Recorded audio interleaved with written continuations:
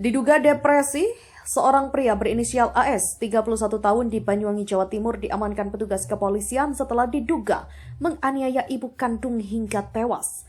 Peristiwa itu terjadi di Dusun Ringinsari, Desa Pesanggaran, Kecamatan Pesanggaran, Banyuwangi, Selasa dini hari. Warga Kampung Baru Lampon, Dusun Ringinsari, Desa Pesanggaran, Kecamatan Pesanggaran, Banyuwangi, gempar dengan adanya peristiwa tragis yang melibatkan anggota keluarga ini. Seorang pria berinisial AS, 31 tahun, diduga nekat menganiaya ibu kandungnya berinisial S, 65 tahun, hingga menghembuskan nafas terakhir di tempat kejadian perkara. Kapolsek Pesanggaran, Banyuwangi, Kompol Maskur SH membenarkan adanya peristiwa berdarah tersebut yang dilakukan oleh anak kandungnya terhadap ibunya. Berdasarkan keterangan kepolisian, peristiwa tersebut bermula dari adanya laporan warga bernama Dalim yang merupakan tetangga korban. Dari kesaksiannya, peristiwa terjadi pada dini hari pukul 1 waktu Indonesia Barat saat dirinya mendengar suara keributan teriakan korban meminta tolong. Dalim yang mendengar teriakan minta tolong dari korban langsung mengecek keadaan di kediaman korban. Setibanya di lokasi, ia terkejut ketika melihat dua orang yang sudah tergeletak di lantai dengan bersimbah darah. Saat itu, terduga pelaku keluar ruangan dengan membawa senjata tajam berjenis parang. Melihat pelaku keluar membawa sajam, saksi yang merasa terancam lantas keluar dan mencoba memanggil bantuan masyarakat sekitar termasuk meminta bantuan anggota piket jaga pos marinir di Lampon, Banyuwangi. Dalam peristiwa ini bukan hanya ibu pelaku yang menjadi korban, pria berinisial D, 45 tahun, rekan pelaku yang beralamat di Bogor, Jawa Barat juga menjadi korban pembacokan.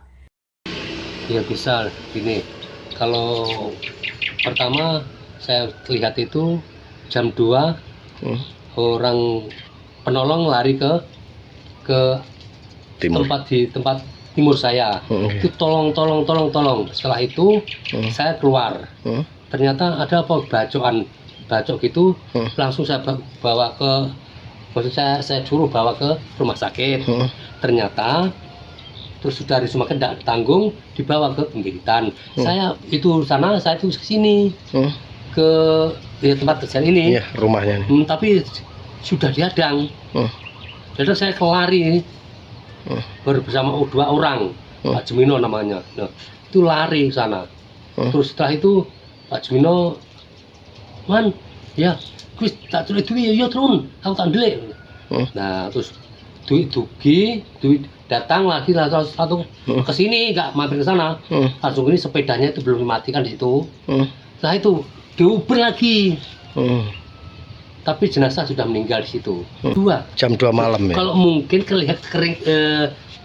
saya dengar itu jam 2, tapi mungkin sebelum jam 2, mungkin setengah 1 atau jam 1 itu dibawa ke kantor polisi.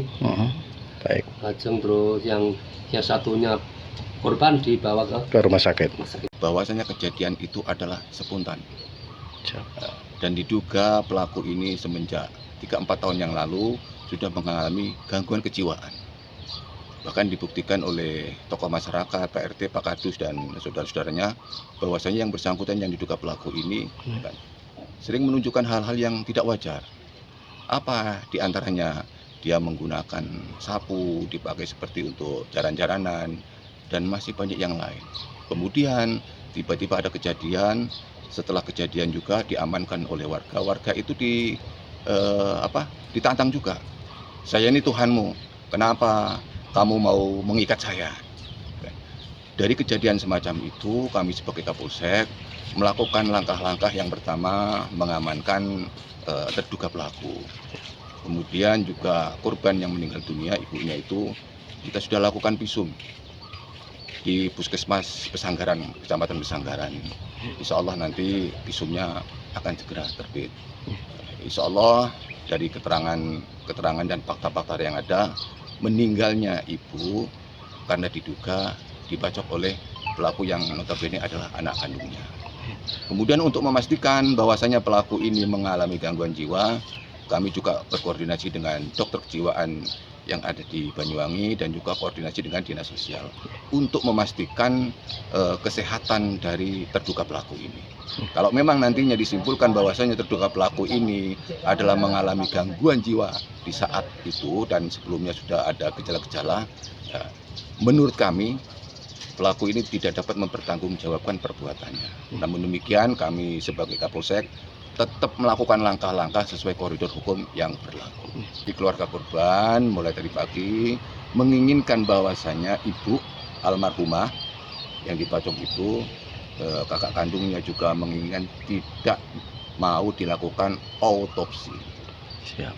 Oke. Karena kejadiannya sudah jelas, oleh karena melakukan penolakan dan juga ada fakta-fakta sebelumnya, kami sebagai Kapolsek ya kan, Siap. mengikuti dan sesuai dengan aturan-aturan yang ada. Jangan sampai nanti menimbulkan masalah baru. Jadi tersangka sampai mulai tadi malam setelah kejadian itu, alhamdulillah diserahkan oleh masyarakat, kita terima, kita jemput, ada di Polsek. Dari Banyuwangi, Bagus Warta TV mengabarkan.